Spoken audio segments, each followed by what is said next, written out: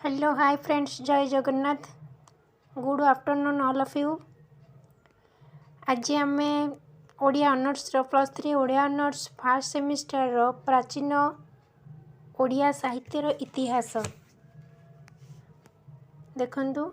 प्राचीन ओडिया साहित्यर इतिहास आज आम यूनिट 3 डिस्कस करवा। ऑलरेडी आमर यूनिट 1 और 2 ऑलरेडी सरी सारी। आज यूनिट 3 आम शॉर्ट क्वेश्चन डिस्क्राइब करवा। चलतु वीडियो आउ डेरी न करिक स्टार्ट करदे। यूनिट 3 हूँ बलराम दास और जगन्नाथ दास। ए बलराम दास और जगन्नाथ दास यूनिट रे आम एबे शॉर्ट क्वेश्चन डिस्कस करवा। फास्ट क्वेश्चन अच्छी पंचसंख्यांक मध्य अग्रज सखा किए थिले? संथ कवि बलराम दास थिले पंचसंख्यांक मध्य अग्रज सखा। श्री चैतन्य देव ओडिशा रे केउं धर्म प्रचार निमंते आगमन करथिले? सुधा भक्ति। वेदांत सार गुप्त गीता केउं कविंकर रचना? बलराम दास द्वारा रचित होईछि। विराट गीत ग्रंथटी किए रचना करथिले? बलराम दास रचना करथिले। पंच सखा साधन प्रणाली रे केउं जोगर प्राधान्य रहिअछि? ताहा केउं नाम रे परिचित? हट्ट जोग नाम रे परिचित। पंच सखा मानकु प्रच्छन्न बौद्ध बोली किए कहिथिले? स्वर्गत्र नगेंद्र नाथ बसु कहिथिले।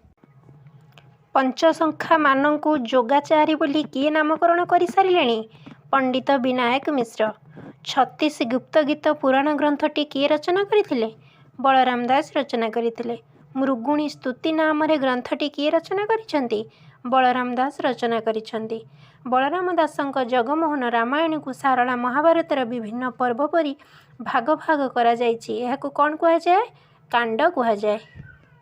जगमोहन रामायण को केतोटी कांड रे विभक्त करा जायछि? जगमोहन रामायण को 7टी कांड रे विभक्त करा जायछि।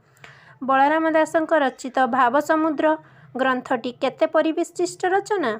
748 पद विशिष्ट रचना। बलराम दासंक द्वारा रचित वेदांत सार गुप्त गीता केतोटी अध्यायर ग्रंथ? वेदांत सार गुप्त गीता 32 अध्याय विशिष्ट ग्रंथ अटे। बौल अध्याय लोकप्रिय क्षुद्र रचनार पद संख्या केते? बौल अध्याय लोकप्रिय क्षुद्र रचनार पद संख्या 143 अटे। बलराम दास सुख परीक्षित कथोपकथन छଳରେ रचना करिथिबा ग्रंथटीर नाम कौन? मृगुणी स्तुति। बलरामଙ୍କ अमरकोश गीता ग्रंथटी केउं छंदरे रचित? अमरकोश गीता ग्रंथटी नवाक्षरी छंदरे रचित। बलराम दासଙ୍କ केउं दुईटी ग्रंथ मुख्यतः अधिक लोकप्रिय होई पारिछि? दांडी रामायण और जगमोहन रामायण। आउ ता सहित दांडी रामायण को जगमोहन रामायण कहि परिबा एवं लक्ष्मी पुराण। एही दुईटी ग्रंथ बेसी लोकप्रिय होई पारिछि बलराम दासकर। बलराम दासଙ୍କ सर्वश्रेष्ठ कृतिर नाम कौन? जगमोहन रामायण बा दांडी रामायण। कवि बलराम दास मूल कांडर केउं नाम परिवर्ते केउं नाम रखिचंती? मूल रामायणर बालकांड परिवर्ते आदिकांड एवं युद्धकांड परिवर्ते लंकाकांड नामकरण करिसंती। बलराम दासଙ୍କ रामायण रे वर्णित आरंभ कांड और शेष कांडर नाम कौन? आदिकांड और उत्तराकांड। मार्गशीर मास गुरुवार दिन लक्ष्मी पूजा माणबसारे घरे घरे भक्ति निष्ठारे सह केउं ग्रंथ पाठ करा जाए? बलराम दासଙ୍କ लक्ष्मी पुराण पाठ करा जाए। बलराम दास केउं रचना अस्पृश्यता विरोध रे एक महान विप्लव भावे ठिया होईछि? लक्ष्मी पुराण। पंचसखांक मध्य श्रेष्ठतम साधक भावे किए जनादृत होइछंती? केवल वयोज्येष्ठ नुहंती, धर्मीय तथा सारस्वत साधना से थिले पंचसखांक मध्य श्रेष्ठतम साधक। बलराम दासंकर पितांक नाम और मातांक नाम कौन थिला? तांक पितांक नाम थिला सोमनाथ महापात्र और मातांक नाम थिला जमुना देवी। बलराम दासंकु मत बलराम दास काहेकि कुआ जाए? सर्वदा नाम कीर्तन रे मत थिबारु सर्वत्रे मत बलराम नाम रे मध्य से परिचित होइथिले। बलराम दास पुरीर बांकी मुहाण निकटरे थिबा केउं मठरे साधनारत थिले? गंधर्व मठरे। कवि बलराम दास काहा द्वारा प्रभावित होई वैष्णव धर्म ग्रहण करिथिले? श्री चैतन्य द्वारा प्रभावित होई बलराम दास वैष्णव धर्म ग्रहण करिथिले एवं प्रेम भक्तिर प्रचार मध्य करिथिले। बलराम दास वास्तविक केउं जोगमार्गी साधक अटंती? ज्ञान मिश्रा भक्ति बा जोगमार्गी साधक अटंती। उत्कल भूखंडर वाल्मीकि किए? ब्रह्मज्ञानी सन्थ बलराम दास। सारଳାଙ୍କ ପରେ କେଉଁ ବିଶିଷ୍ଟ ପୁରାଣକାର ପଞ୍ଚସଖା ଯୁଗର ପ୍ରାଣ ପ୍ରତିଷ୍ଠା କରିଥିଲେ? ପଞ୍ଚସଖା ଯୁଗର ବୟୋଜ୍ୟେଷ୍ଠ କବି ସନ୍ଥ ବଳରାମ ଦାସ ଏବଂ ତାଙ୍କ ସମସାମୟିକ ସାଧକ କବିମାନଙ୍କୁ ନେଇ ସେ ଯୁଗର ପ୍ରାଣ ପ୍ରତିଷ୍ଠା କରିଥିଲେ। ପଞ୍ଚସଖା ଯୁଗର 5 ଜଣ ସାଧକ କବିମାନଙ୍କର ନାମ କ'ଣ? 1 ହେଉଛି ବଳରାମ ଦାସ, 2 ହେଉଛନ୍ତି ଜଗନ୍ନାଥ ଦାସ, 3 ହେଉଛନ୍ତି ଅଚ୍ୟୁତାନନ୍ଦ ଦାସ, 4 ହେଉଛନ୍ତି ଯଶୋବନ୍ତ ଦାସ, 5 ହେଉଛନ୍ତି ଶିଶୁ ଅନନ୍ତ ଦାସ। ଏହି 5 ଜଣ ସିଦ୍ଧାଚାର୍ଯ୍ୟକୁ ଆମେ ପଞ୍ଚସଖା ଯୁଗର 5 ଜଣ ସାଧକ ବୋଲି କହିପାରିବା। ପଞ୍ଚଦଶ ଶତାବ୍ଦୀର ଶେଷରେ ଓଡ଼ିଶାରେ କେଉଁ ପରମ୍ପରା ସୃଷ୍ଟି ହୋଇଥିଲା? ପଞ୍ଚଦଶ ଶତାବ୍ଦୀର ଶେଷ ଭାଗରେ ଓଡ଼ିଶାରେ ସନ୍ଥ ପରମ୍ପରା ସୃଷ୍ଟି ହୋଇଥିଲା। ଷୋଡ଼ଶ ଶତାବ୍ଦୀ ଆଦ୍ୟ ଭାଗରେ ଏହି ପରମ୍ପରା ବଳିଷ୍ଠ ହୋଇ ଧୀରେ ଧୀରେ ଓଡ଼ିଶାର ଜାତୀୟ ଜୀବନକୁ ବହୁ ଭାବରେ ପ୍ରଭାବିତ କରିଥିଲା। ଗଜପତି ପ୍ରତାପରୁଦ୍ର ଦେବ କେଉଁ ଯୁଗର କବି ବା ସାଧକଙ୍କ ସମୟରେ ରାଜା ବା ଶାସକ ଥିଲେ? ପଞ୍ଚସଖା ଯୁଗ ସମୟରେ ରାଜା ତଥା ଶାସକ ଥିଲେ। ଗୌଡ଼ୀୟ ବୈଷ୍ଣବ ଧର୍ମର ପ୍ରବକ୍ତା ଚୈତନ୍ୟଙ୍କ ଦ୍ୱାରା ରାଜା ପ୍ରତାପରୁଦ୍ର ଦେବ କେଉଁ ଧର୍ମରେ ଦୀକ୍ଷିତ ହୋଇଥିଲେ? ଗୌଡ଼ୀୟ ବୈଷ୍ଣବ ଧର୍ମରେ ଦୀକ୍ଷିତ ହୋଇଥିଲେ। ପଞ୍ଚସଖା କବିଙ୍କର ଉପାସ୍ୟ ଦେବତା କିଏ ଥିଲେ? ସ୍ୱୟଂ ଜଗନ୍ନାଥ ଥିଲେ ପଞ୍ଚସଖାଙ୍କର ଉପାସ୍ୟ ଦେବତା। ପଞ୍ଚସଖା ଯୁଗୀୟ ରଚନାବଳୀରେ କେଉଁ ବୈଶିଷ୍ଟ୍ୟ ନିହିତ? ଯୋଗ ସାଧନା, ଆସନ, ପ୍ରାଣାୟାମ, ଯମ, ନିୟମ, ଇଡ଼ା, ପିଙ୍ଗଳା, ଷଡ଼ଚକ୍ର ଭେଦନ, ଶୂନ୍ୟ ସାଧନ, ମନ୍ତ୍ର, ଯନ୍ତ୍ର, ଗୁରୁବାଦ, ସଗୁଣ, ନିର୍ଗୁଣ ଆଦି ପଞ୍ଚସଖା ଯୁଗୀୟ ରଚନାବଳୀର ବୈଶିଷ୍ଟ୍ୟ ଅନୁଭୂତି ହୁଏ। ପଞ୍ଚସଖା ସାଧକମାନେ କାହାକୁ ବେଶୀ ଗୁରୁତ୍ୱ ଆରୋପ କରୁଥିଲେ? ପଞ୍ଚସଖା ସାଧକମାନେ ମୁକ୍ତି ମାର୍ଗ ଉପରେ ଗୁରୁତ୍ୱ ଆରୋପ କରୁଥିଲେ। ସେମାନଙ୍କ ମତରେ ମୁକ୍ତି ଲାଭ ପାଇଁ 4ଟି ମାର୍ଗ ନିର୍ଦ୍ଦେଶିତ ଯଥା କର୍ମ, ଭକ୍ତି, ଜ୍ଞାନ ଓ ଯୋଗ ଥିଲା। ଶ୍ରୀ ଚୈତନ୍ୟ କେବେ କେଉଁ ମସିହାରେ ଓଡ଼ିଶାକୁ ଆସିଥିଲେ? ଷୋଡ଼ଶ ଶତାବ୍ଦୀ 1510 ମସିହାରେ ଶ୍ରୀ ଚୈତନ୍ୟ ଦେବ ଓଡ଼ିଶାକୁ ଆଗମନ କରିଥିଲେ। ପଞ୍ଚସଖା ଯୁଗର କବିମାନେ ତାଙ୍କ ରଚନାରେ ସବୁ ଧର୍ମକୁ କାହାଠାରେ ସମନ୍ୱିତ କରିଛନ୍ତି? ଆଧ୍ୟାତ୍ମିକ ମାର୍ଗରେ ସେମାନେ ସକଳ ଧର୍ମ ଓ ସବୁ ଦେବାଦେବୀଙ୍କୁ ସ୍ୱୀକାର କରିଛନ୍ତି ଓ ଶ୍ରୀଜଗନ୍ନାଥଙ୍କଠାରେ ସମସ୍ତଙ୍କୁ ସମନ୍ୱିତ କରିଛନ୍ତି। ଶ୍ରୀଜଗନ୍ନାଥ ଧର୍ମର ମହତ୍ତ୍ୱକୁ ପ୍ରାଧାନ୍ୟ ଦେଇଛନ୍ତି। ପିଣ୍ଡ ବ୍ରହ୍ମାଣ୍ଡବାଦର ଉଦ୍ଗାତା ଥିଲେ କେଉଁମାନେ? ପଞ୍ଚସଖା ଯୁଗର ସାଧକ କବିମାନେ ଥିଲେ ପିଣ୍ଡ ବ୍ରହ୍ମାଣ୍ଡବାଦର ଉଦ୍ଗାତା। ପଞ୍ଚସଖାଙ୍କର କେଉଁ ପୁରାଣ ସବୁ ଘରେ ଘରେ ପରିଚିତ ତଥା ପୂଜିତ? ଜଗନ୍ନାଥ ଦାସଙ୍କ ଲେଖିଥିବା ଭାଗବତ, ବଳରାମ ଦାସ ଲେଖିଥିବା ରାମାୟଣ ଓ ଲକ୍ଷ୍ମୀ ପୁରାଣ, ଅଚ୍ୟୁତାନନ୍ଦ ଦାସ ଲେଖିଥିବା ହରିବଂଶ ଓ ଶୂନ୍ୟ ସଂହିତା ଆଦି ପୁରାଣ ଓଡ଼ିଶାର ଘରେ ଘରେ ବନ୍ଦିତ ତଥା ପୂଜିତ। କବି ବଳରାମ ଦାସ ଅନୁମାନିକ କେବେ ଜନ୍ମଗ୍ରହଣ କରିଥିଲେ? 1472ରେ ଜନ୍ମ ହୋଇ 1476ରେ ଦେହତ୍ୟାଗ ମଧ୍ୟରେ କବି ଜନ୍ମ ହୋଇଥିବାର ଆକଳନ କରାଯାଏ।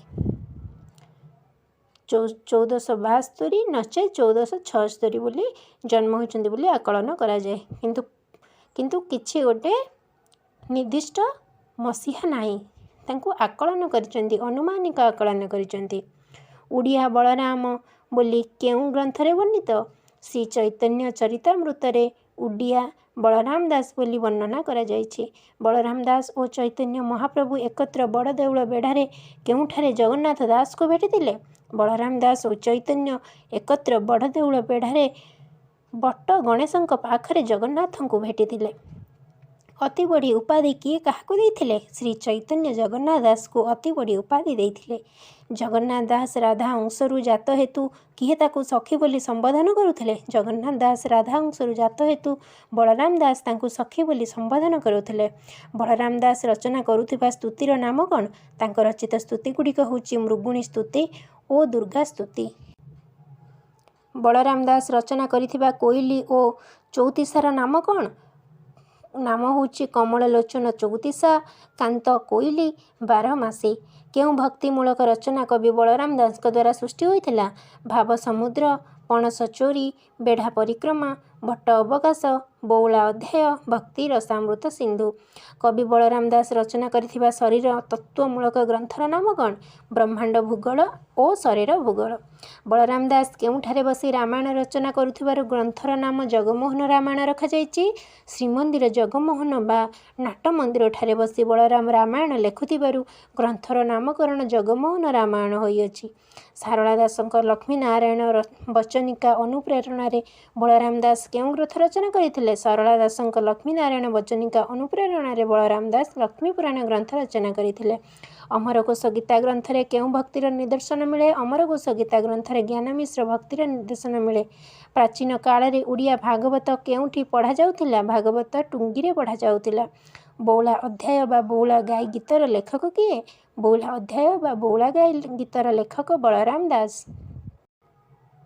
ଭଟ୍ଟ ଅବକାଶ ପୁସ୍ତକର ରଚୟିତା କିଏ? ଏଥିରେ କବି କେଉଁ କଥା ବର୍ଣ୍ଣନା କରିଛନ୍ତି? କବିଙ୍କର ଅଲୌକିକ ଦକ୍ଷତାର ସମ୍ବନ୍ଧରେ ଏଥିରେ ବର୍ଣ୍ଣିତ। କବି ବଳରାମ ପ୍ରଭୁ ଜଗନ୍ନାଥଙ୍କ ଅପାର କରୁଣା ଲାଭ କରି ଲଙ୍କା ଦର୍ଶନ କରିବା ଘଟଣା ଏଥିରେ ଚମତ୍କାର ରୂପେ ବର୍ଣ୍ଣିତ ହୋଇଛି। ଏହାର ଭାଷା ଲାଲିତ୍ୟପୂର୍ଣ୍ଣ। ଏହା ଦାଣ୍ଡି ବୃତ୍ତରେ ରଚିତ ଅଟେ। ଭାବସମୁଦ୍ର ଗ୍ରନ୍ଥର ବିଶେଷତ୍ୱ କ'ଣ? ଭକ୍ତି ଓ ତତ୍ତ୍ୱର ଏକ କମନୀୟ ଅଭିବ୍ୟକ୍ତି ଭାବେ ଏହି ଗ୍ରନ୍ଥ ବିଶେଷତ୍ୱ ବହନ କରେ। କେଉଁ ଗ୍ରନ୍ଥରୁ ଜଗନ୍ନାଥ ଦାସଙ୍କ ଜୀବନୀ ସମ୍ପର୍କରେ ଆଦ୍ୟ ପରିଚୟ ମିଳିଥାଏ? ଜଗନ୍ନାଥ ଚରିତାମୃତ ଗ୍ରନ୍ଥରୁ ଜଗନ୍ନାଥ ଦାସଙ୍କ ଜୀବନୀ ସମ୍ପର୍କରେ ଆଦ୍ୟ ପରିଚୟ ମିଳିଥାଏ। ଜଗନ୍ନାଥ ଦାସ କେଉଁଠାରେ ଜନ୍ମଗ୍ରହଣ କରିଥିଲେ? ଜଗନ୍ନାଥ ଦାସ ପୁରୀ ଜିଲ୍ଲାର କପିଳେଶ୍ୱରପୁର ଶାସନରେ ଏକ ବ୍ରାହ୍ମଣ ପରିବାରରେ ଜନ୍ମଗ୍ରହଣ କରିଥିଲେ। ଜଗନ୍ନାଥ ଦାସ ପିତାଙ୍କ ନାମ କ'ଣ ଥିଲା? ପିତାଙ୍କ ନାମ ପୁରାଣ ପଣ୍ଡା ଭଗବାନ ଦାସ ଓ ମାତାଙ୍କ ନାମ ପଦ୍ମାବତୀ ଦେବୀ ଥିଲା। ଜଗନ୍ନାଥ ଦାସ କେତେ ବୟସରେ କେବେ ମୃତ୍ୟୁବରଣ କରିଥିଲେ? 60 ବର୍ଷ ବୟସରେ ଅର୍ଥାତ୍ 1550 ଖ୍ରୀଷ୍ଟାବ୍ଦରେ ଜଗନ୍ନାଥ ଦାସଙ୍କ ତିରୋଧାନ ହୋଇଥିଲା। କେହି 1547 ମସିହାରେ ମୃତ୍ୟୁବରଣ କରିଥିବାର ଯୁକ୍ତି କରିଥାନ୍ତି। ଜଗନ୍ନାଥ ଦାସ ତାଙ୍କ ମାଆଙ୍କର ଇଚ୍ଛାକୁ ପୂରଣ କରିବା ପାଇଁ କ'ଣ ରଚନା କରିଥିଲେ? ଜଗନ୍ନାଥ ଦାସ ତାଙ୍କ ମାଆଙ୍କର ଇଚ୍ଛାକୁ ପୂରଣ କରିବା ପାଇଁ ଓଡ଼ିଆରେ ଭାଗବତ ରଚନା କରିଥିଲେ। ଓଡ଼ିଆ ଭାଗବତର ସ୍ରଷ୍ଟା କିଏ? ସେଥିରେ କ'ଣ ଉଲ୍ଲେଖ ରହିଛି? ଓଡ଼ିଆ ଭାଗବତର ଲେଖକ ଜଗନ୍ନାଥ ଦାସ। ଯଥାର୍ଥରେ ଓଡ଼ିଆ ଭାଗବତ ଓଡ଼ିଆ ଜାତିର ଜୀବନର, ଜାତୀୟତାର, ଚୈତ୍ର ବୀଣା ସଂସ୍କୃତିର ମନ୍ମୟ ଆତ୍ମଲିପି ଅଟେ। କେଉଁଥିରେ ଜଗନ୍ନାଥ ଦାସଙ୍କ ସ୍ତ୍ରୀ ଭାବ ପ୍ରକଟନ ବିଷୟରେ ଉଲ୍ଲେଖ ଅଛି? ଦାଢିତ୍ୟ ଭକ୍ତି, ନିତ୍ୟ ଗୁପ୍ତ ଚିନ୍ତାମଣି ଓ ଜଗନ୍ନାଥ ଚରିତାମୃତ ପ୍ରତି ଗ୍ରନ୍ଥମାନଙ୍କରେ କବିଙ୍କ ସ୍ତ୍ରୀ ଲୋକ ପ୍ରକଟନ ବିଷୟରେ ଉଲ୍ଲେଖିତ ଅଛି। ଜଗନ୍ନାଥ ଦାସ ସୃଷ୍ଟି ସମ୍ଭାରଗୁଡ଼ିକ ନାମ ଉଲ୍ଲେଖ କର। ଭାଗବତ, ତୁଳାଭିଣା, ଗଜ, ନିସ୍ତାରଣ, ଅର୍ଥକୋଇଲି, ହରଣୀ ସ୍ତୁତି, ଗୁପ୍ତ ଗୀତା, କାଳୀୟ ଦଳନ, ଭକ୍ତି ଚନ୍ଦ୍ରିକା, ଏହା ବ୍ୟତୀତ ଟୀକାବଲି, ମାଳିକା, କୋଇଲି, ଚଉତିଶା, ଜଣାଣ ଇତ୍ୟାଦି ରଚନା କରିଥିଲେ। ଶୈବାଗମ ଭାଗବତ କାହାର ଏକ ଅପୂର୍ବ ସୃଷ୍ଟି? ଜଗନ୍ନାଥ ଦାସଙ୍କ ଦ୍ୱାରା ନବାକ୍ଷରୀ ବୃତ୍ତରେ ଶୈବାଗମ ଭାଗବତ ଏକ ଅପୂର୍ବ ସୃଷ୍ଟି। ଏଥିରେ ଅଛି ରାଧାକୃଷ୍ଣ ତତ୍ତ୍ୱ ଓ ଗୋପୀ ତତ୍ତ୍ୱର ବର୍ଣ୍ଣନା। ଉତ୍କଳ ଭୂମିର ମାର୍ଟିନ ଲୁଥର କାହାକୁ କୁହାଯାଇଥାଏ? ଭକ୍ତିକବି ଜଗନ୍ନାଥ ଦାସଙ୍କୁ ଉତ୍କଳ ଭୂମିର ମାର୍ଟିନ ଲୁଥର ବୋଲି କୁହାଯାଇଥାଏ। ଜଗନ୍ନାଥ ଦାସଙ୍କ ଶ୍ରୀମଦ୍ ଭାଗବତ ଗ୍ରନ୍ଥଟି କେତେ ସ୍କନ୍ଧ ବିଶିଷ୍ଟ ରଚନା? 13 ସ୍କନ୍ଧ ବିଶିଷ୍ଟ ରଚନା। ଶ୍ରୀମଦ୍ ଭାଗବତରେ 12 ଓ 13 ସ୍କନ୍ଧ ଦ୍ୱୟ କିଏ ରଚନା କରିଥିଲେ? ମହାଦେବ ଦାସ। ଭାଗବତର ପ୍ରତ୍ୟେକ ଚରଣର ଅକ୍ଷର ସଂଖ୍ୟା କେତେ? 9। ଗୁଞ୍ଜରୀ ଛନ୍ଦରେ ରଚିତ ରାସ ପଞ୍ଚାଧ୍ୟାୟୀ ଭାଗବତର କେଉଁ ସ୍କନ୍ଧରେ ବର୍ଣ୍ଣନା କରାଯାଇଛି? 10ମ ସ୍କନ୍ଧରେ। ଭକ୍ତି କବି ରାମଦାସ ରଚନା କରିଥିବା ଗୋଟିଏ ପ୍ରିୟ ଗ୍ରନ୍ଥର ନାମ କ'ଣ? ଦାଢିତ୍ୟ ଭକ୍ତି। ଓଡ଼ିଆ ଭାଷାରେ ଶ୍ରୀମଦ୍ ଭାଗବତକୁ ରକ୍ଷଣଶୀଳ ବ୍ରାହ୍ମଣ ଗୋଷ୍ଠୀ କେଉଁ ଆଖ୍ୟା ଦେଇଥିଲେ? ତେଲି ଭାଗବତ ଆଖ୍ୟା ଦେଇଥିଲେ। ଜଗନ୍ନାଥ ଦାସକୃତ ମୃଗୁଣୀ ସ୍ତୁତି ଗ୍ରନ୍ଥଟି କେଉଁ ବାଣୀରେ ରଚନା କରାଯାଇଛି? ଆଷାଢ଼ ଶୁକ୍ଳ ବାଣୀରେ। ଶୁକ ପରୀକ୍ଷିତ ସମ୍ବାଦ ଛଳରେ ଦାରୁ ବ୍ରହ୍ମ ଗୀତା ଗ୍ରନ୍ଥଟି କିଏ ରଚନା କରିଥିଲେ? ଜଗନ୍ନାଥ ଦାସ ରଚନା କରିଥିଲେ। ଜଗନ୍ନାଥ ଦାସ କେଉଁ ତିଥିରେ ଜନ୍ମଗ୍ରହଣ କରିଥିଲେ? ରାଧାଷ୍ଟମୀ ତିଥି ବା ଭାଦ୍ରବ ମାସ ଶୁକ୍ଳ ପକ୍ଷରେ ଜନ୍ମଗ୍ରହଣ କରିଥିଲେ। ଅର୍ଥାତ୍ ଯେଉଁଦିନ ରାଧାଷ୍ଟମୀ ସେହିଦିନ ହେଉଛି ଜଗନ୍ନାଥ ଦାସଙ୍କର ଜନ୍ମ ତିଥି। ଜଗନ୍ନାଥ ଦାସ 1487 ମସିହାରେ ଜନ୍ମଗ୍ରହଣ କରିଥିଲେ ବୋଲି କେଉଁ ଗ୍ରନ୍ଥ କହିଛି? ଉଦୟ କାହାଣୀ। ଜଗନ୍ନାଥ ଦାସ କେତେ ବର୍ଷ ବେଳେ ବେଦ ବେଦାନ୍ତ ପୁରାଣ ଆଦି ଆୟତ୍ତ କରିଥିଲେ? 18 ବର୍ଷ ବୟସରେ।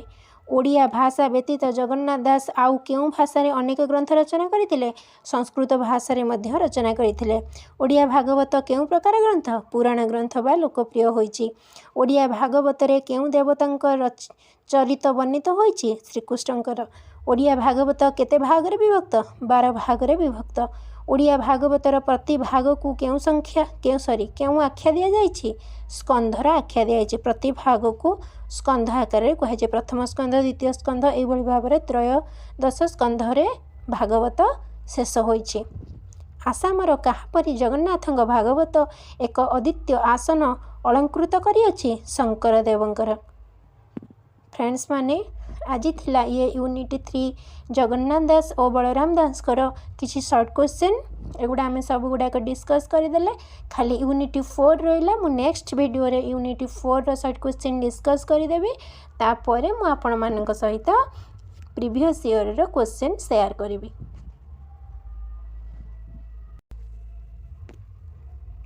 आज ब्लॉग को मुझे शेष करुच्ची। रहुची नमस्कार।